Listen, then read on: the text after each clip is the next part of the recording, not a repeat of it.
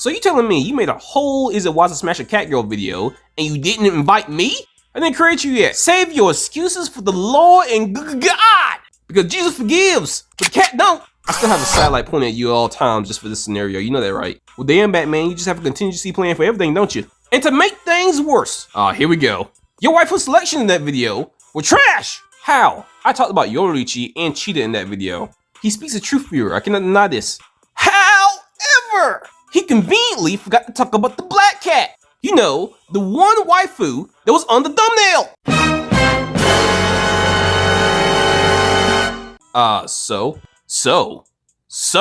So you hate me, don't you? No! You didn't mention black cat, the black cat superiority, or the main black cat husbando. Me! Oh my God! We the black cats are superior. Look, I talked about Yorichi. Not good enough.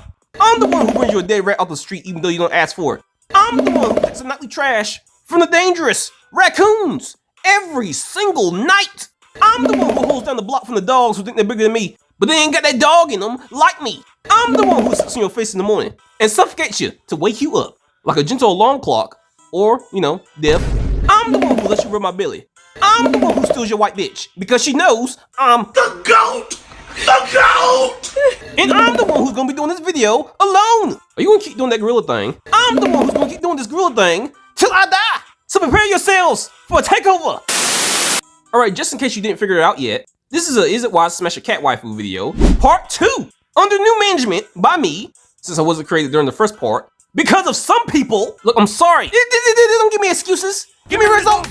Your pros and cons were weak. But don't you worry, Knight. That's why I'm here. The cat waifu true may seem perfect. Hell, us black cats look like the best thing God gave the man to this day. So to counter this obvious perfection, I'll be talking about each of these characters' pros and cons individually, starting with this furry hussy, Cheetara, from the series Thundercats.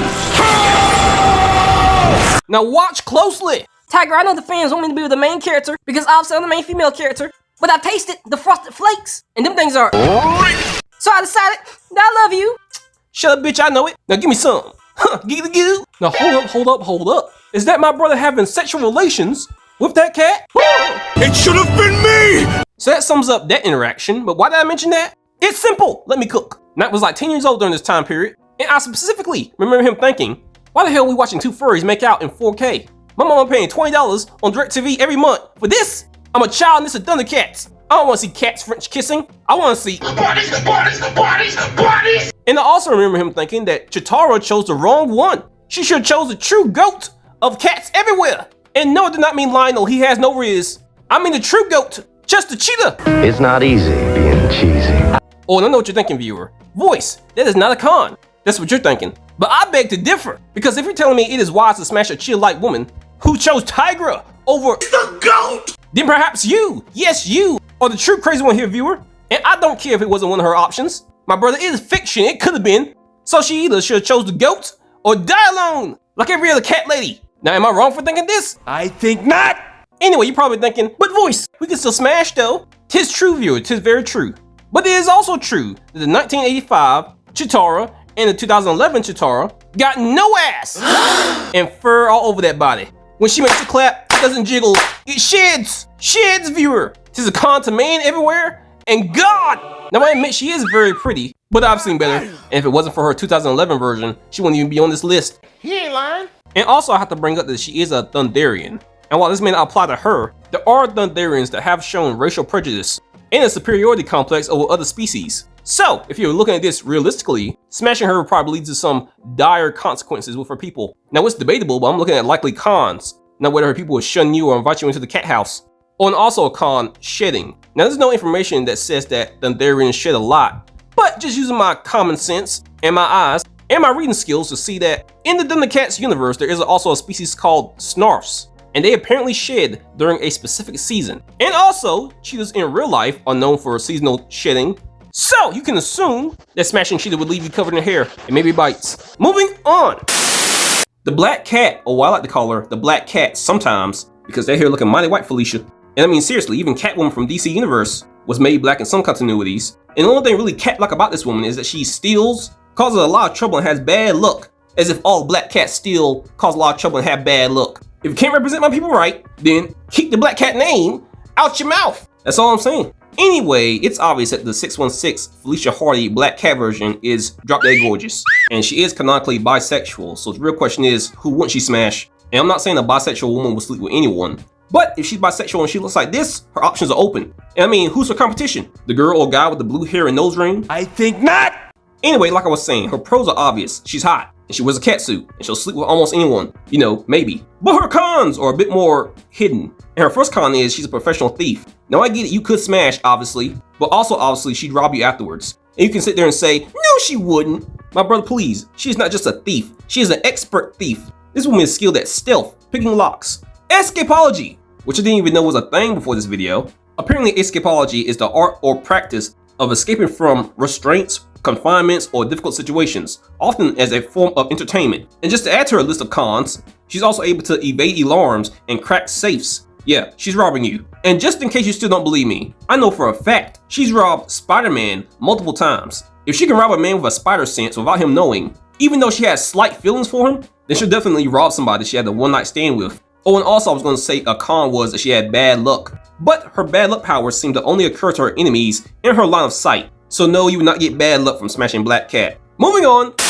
The next one up is Aisha from the anime Outlaw Star. And the first thing that stood out to me about Aisha was the fact that her last name is Clan! And it's spelled twice! What? Now thinking about this and looking into her species called the catgirl, which is a stupid name for a species. I mean, come on, why did it say it twice? Anyway, her people place great importance on strength alone and subjugating the weak. Any show of weakness is met with disdain. Also, they have a reputation for being warriors, and the species is also known for their physical prowess. Plus, they're a metamorphic species, meaning in this case, they're able to change their physical forms into that of more of a primordial creature, usually to enhance their strength and durability. And also, just a fun fact, according to Aisha Clan-Clan herself, she states that her people are an immortal species, but can still be killed from exposure to intense pressures and temperatures of space, as well as destruction of their brain. So right off the bat, viewer, catgirls sound a lot like Saiyans. Plus, Aisha Clan-Clan and her species in general are known to be easy to anger. Now that may not stop you from smashing, but it does make her quite dangerous. And just to put this in the context of why this is a con, you are a man trying to get a one-night stand with a catgirl who's easy to anger with super strength, durability, agility, eyesight, hearing, and quote-unquote beast powers. If something goes wrong, you could be cooked. Now you may be thinking, but voice, why would she get angry if we're only trying to smash? Man, I don't know, she's a woman. And how many times have any of y'all ever known a woman to logically get angry about something? Now it could happen, doesn't really happen a lot though in my experience. And just to add to this, there was a small story I read about the catgirls in this universe. Now this story involved a female catgirl who was a competitor in a universal strongman tournament. And from what I've read, this catgirl became overly excited and bit off her opponent's ear. And before being disqualified for this and going berserk, she apparently killed hundreds at this event and injured thousands. Now because of this event, catgirls are barred from entering the strongman competition. Now let me remind you, this catgirl did all this because she got excited. From what I read, the catgirls are not the most emotionally stable creatures. And Aisha Clan-Clan, despite her obvious well-endowed pros, is no exception to this. Now she does have two more pros I would like to mention. For one, she's 18, so giggity. And the second one is a pro and a fun fact. Did y'all know that her English voice actress also voiced Rogue in the 1992 animated series X-Men? Like, I'm sorry, but that makes all her cons redundant and a danger worth risking. I love me some Rogue for specific reasons. Hey, don't judge me now. Y'all think about this scene too, won't you? Yeah! Now my next one and my last one is 100% absolutely perfect. And I mean to the P-E-R-F-E-C-T. There is nothing, absolutely nothing wrong with this chick. She's not only a catgirl, but she was also a nun. A catgirl nun viewer. Priest have prayed for times like this. And I may have misspoke, she still is a nun technically. She's a nun over in an orphanage called Facility House, which she seemed to have made just because she wanted to make people happy. And in case you haven't figured out yet, I'm talking about Felicia from the Darkstalker series. Girl is a literal Catwoman. And one pro is she's not the only one in the series. In her background story, she eventually found other Catgirls that were like her. And they made a whole musical together starring Felicia. Now apparently after she acquired her singing dream, and in the events of the game Vampire Savior, that's when she settled down and constructed an orphanage. And God knows I bet those kids feel blessed every day. Women walk around the church with blessed ass. Damn, I likes it. I likes it a lot. And I mean seriously, what could you say bad about this character? Exactly, nothing. 100% absolute smash with God's blessing. Anyway, that'll be it for now. There are a lot of Catgirls to talk about, so leave your opinions in the comments. and prepare for part 3. You know, eventually. Until then though, you guys have a good day. Bye. What did you want?